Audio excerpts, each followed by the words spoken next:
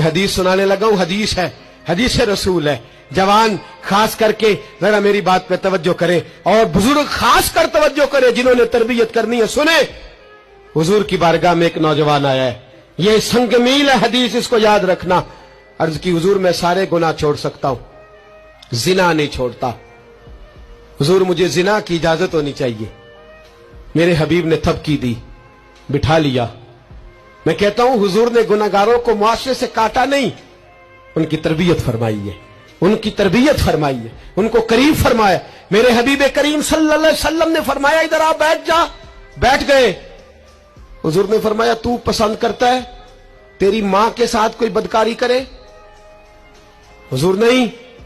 فرمایا تو پسند کرتا ہے تیری بیٹی کے ساتھ کوئی بدکاری کرے؟ یا رسول اللہ میں آنکھیں نکال دوں گا. حضور نے فرمایا تو پسند کرتا ہے تیری بہن کے ساتھ؟ حضور میں کاٹ ڈالوں گا وہ ہاتھ جو میری بہن کی طرف اٹھیں گے.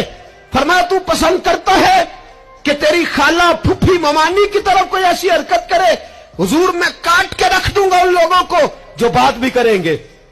میرے حبیب نے فرمایا اچھا جس کے ساتھ تو بدکاری کی اجازت مانگ رہا ہے وہ کسی کی ماں نہیں لگتی، وہ کسی کی بہن نہیں لگتی، وہ کسی کی بیٹی نہیں ہوگی؟